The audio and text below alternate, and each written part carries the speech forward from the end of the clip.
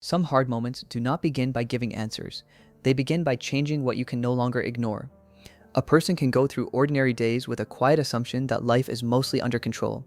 Then something breaks. A plan falls apart. A prayer seems unanswered. A relationship becomes heavier than expected. Suddenly the soul notices things it had been walking past for years. That is not a neat explanation for pain, and it does not make pain good by itself, but it does show why Scripture rarely treats difficulty as meaningless noise. Hard seasons often reveal the questions we were too busy to ask when life felt manageable. Before a person can explain the lesson, pressure often arrives first. The point is not to rush toward a lesson, the point is to notice what the pressure is exposing. The wilderness in Scripture is not presented as a romantic place. It is dry, exposed, and uncomfortable. Israel does not enter the wilderness because it is efficient. They enter it after rescue, before settled life, in a place where false supports become obvious. Food cannot be assumed. Water cannot be assumed. Direction cannot be assumed. The hard place reveals what had been carrying them, and what could not carry them anymore. That is a useful frame for many painful seasons. Sometimes the first lesson is not a dramatic revelation. Sometimes the first lesson is simply seeing what you had been depending on without realizing it. When comfort disappears, the horizon gets longer. You begin to see which hopes were sturdy, and which ones only worked while everything stayed easy. Joseph's story is often remembered from the ending, but the ending can make the middle look easier than it was. Before he interprets dreams in a palace, he spends years in places that look like the opposite of promise: betrayal, slavery, prison, silence. The important detail is not that every hidden season guarantees a public promotion later. Scripture is not giving that bargain. The quieter lesson is that Joseph learns to see while he is still hidden. He learns people, he learns patterns, he learns faithfulness when there is no applause. The prison does not define the whole story, but it becomes part of how he is formed to understand it. A storm does more than shake a boat. It exposes the story fear has been telling. In the Gospels, the disciples already know something about Jesus before the storm, but fear still teaches quickly. It tells them the water is the final reality. It tells them danger has the last word. It tells them presence does not count unless panic disappears. Many difficult moments work this way. They do not only test belief in the abstract, they reveal the interpretation already forming inside us. The question becomes more honest. What has fear been teaching me to believe before I even had words for it? Repeated pressure can make fear sound wise. That is why the teaching has to slow down enough to ask what the storm has been saying. So the first move is not to pretend the hard thing is easy.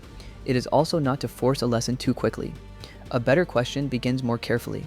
What is this revealing about what I trust? What has this exposed about what I avoid? What kind of prayer becomes possible when I stop performing certainty? Those questions are not meant to blame you for hurting. They are meant to help you see. A painful season may not explain itself, and some grief remains grief. But even there, the heart can learn attention. It can learn honesty. It can learn the next faithful step without needing the whole road at once. Job is important here because his story refuses to make suffering small. He loses what cannot be replaced by a tidy sentence. His friends try to explain him into silence, and much of what they say sounds religious enough to be dangerous. Job keeps speaking. He argues, grieves, asks, and waits under a sky that feels closed. When God finally answers, Job does not receive the kind of chart people often want. He receives a larger vision. The famous line near the end is not a denial of pain. It is the confession of a man whose eyes have been changed. I have heard of thee by the hearing of the ear, but now mine eye seeth thee. Some hard seasons do not hand you an explanation. They widen the frame until you can see that God is not absent just because the answer is not simple. There is another kind of hard season where the lesson is not strength, but being seen. Hagar is in the wilderness with very little power over her own story. She is not standing in a heroic pose. She is exposed, afraid, and alone. Yet in that place she encounters the God who sees. That detail matters for the viewer who assumes a difficult season only counts if it ends quickly. Sometimes the first mercy is not a changed circumstance. It is the discovery that your life has not disappeared from God's attention.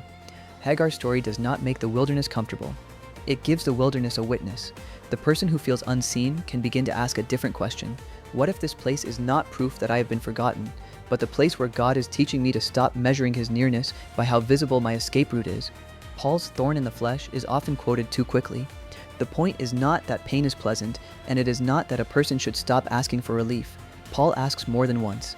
The answer he receives is severe and tender at the same time. My grace is sufficient for thee.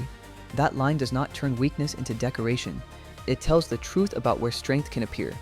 A person may discover under pressure that the self they were trying to protect was more fragile than they knew. They may also discover that grace is not waiting for them on the far side of competence. It meets them in the place where control has run out. That is a hard lesson because it cannot be mastered like a technique. It is learned slowly, usually by people who would have preferred an easier curriculum. There is a careful line here.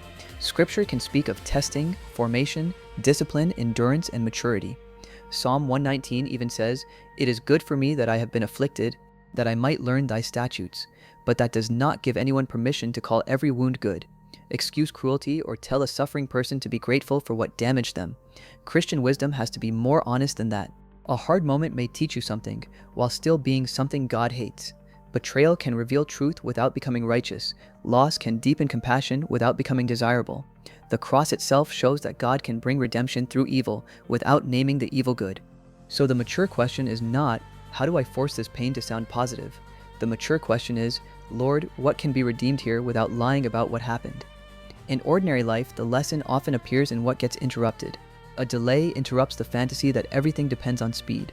A disappointment interrupts the story that approval is the same thing as calling.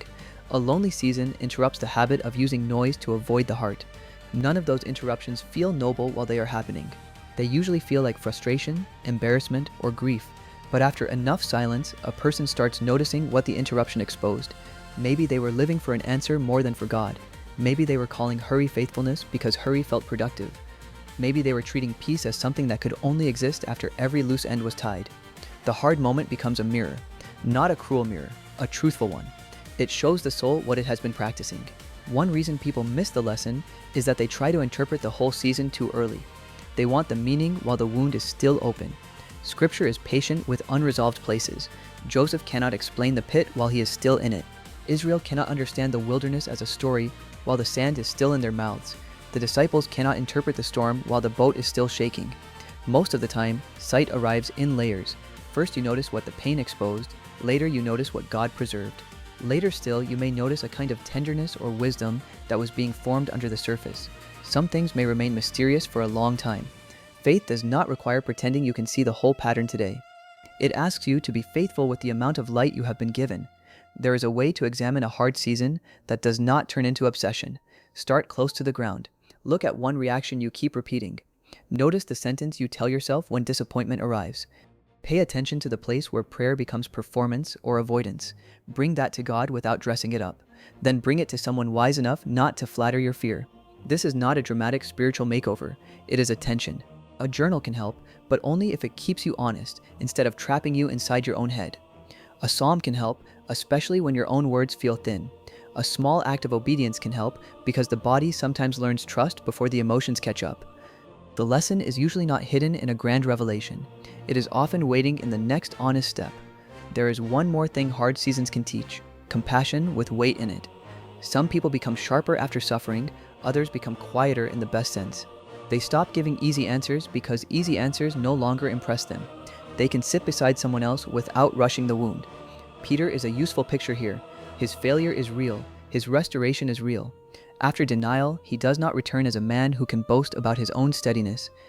He returns as someone who knows what it is to be held by mercy after collapsing under pressure. That kind of person can strengthen others differently. The hard moment did not become good by itself, but grace took even the failure and turned it into a deeper way of seeing people.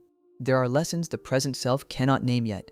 You may only be able to say, "This hurts, and I do not understand it." That is not failure.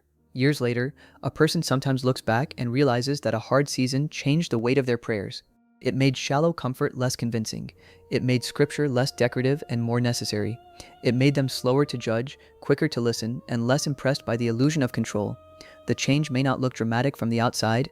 No spotlight, no sudden solution, no perfect testimony, just a person who sees differently. The same road is still difficult, but they no longer walk it with the same eyes. That is often how God forms maturity, not by explaining everything at once, but by making the soul more truthful over time. So be careful with the phrase "hard moments teach you." Pain is not wise on its own. Loss is not a pastor. Fear is not a prophet. But God can meet a person inside the hard moment and teach them to see what comfort kept hidden. He can reveal false supports without humiliating you. He can expose fear without abandoning you to it. He can form patience without asking you to lie about grief. He can make the next faithful step visible before the whole road is clear. If you are in a hard season, you do not have to turn it into a slogan today.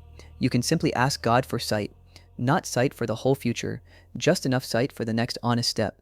And if this helped you feel a little less alone, please subscribe. This channel is meant to be a quiet place for honest, scripture-led reflection.